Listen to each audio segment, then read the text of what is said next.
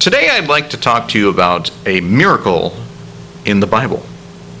Yeah, it's actually one that people talk about quite a bit. It's the turning the loaves and the fish into more loaves and more fish. For those of you that don't know, it actually happened about twice. And Jesus is preaching to a bunch of people, and suddenly the disciples realize, they look down and they say, oh, we only have a fish stick and just a couple of loaves of bread, and that's it. And it was more than a fish stick, but it was just a little fish, a little bread. And Jesus said, well, what's to worry? Kabam! And then suddenly they're feeding hundreds and thousands of I think it was 5,000 people.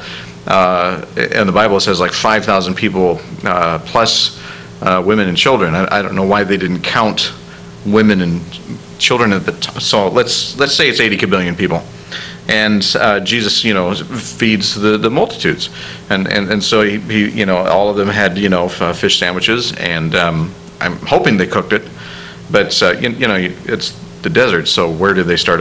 And I don't know, but Jesus could have just microwave, and just boom, and then they could have had that. But actually, I'm getting off the point here because this is not even the point that I wanted to make. The point that I was reading in Mark, I believe it was, and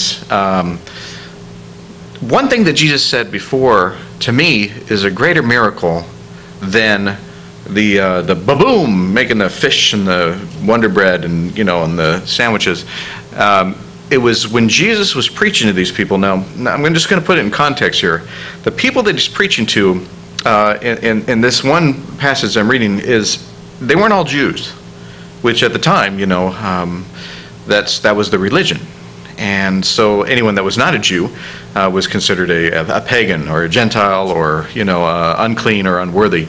And Jesus is preaching to them. Okay, so that's one little nugget there.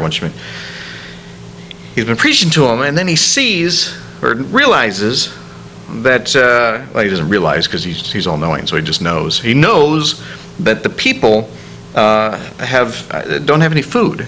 Okay, and here's what he says. This is the kind of cool part that he says.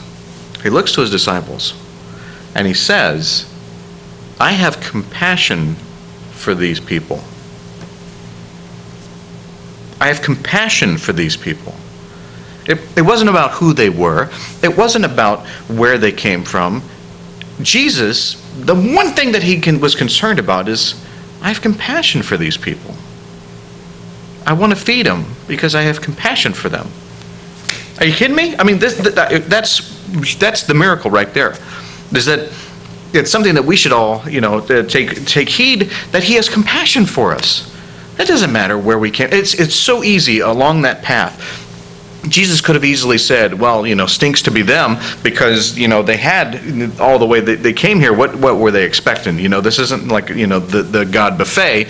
They should have known that, they should have packed a meal. Maybe, beef jerky can travel. They could have had beef jerky in their pocket. And, because that stuff, I don't know how it's meat and yet it can be sold in a non-refrigerated way. It's the miracle of beef jerky. They've done something to it. But they could have, they could have had something, and he could have just blamed them and said, it's your own fault. You got yourself this way.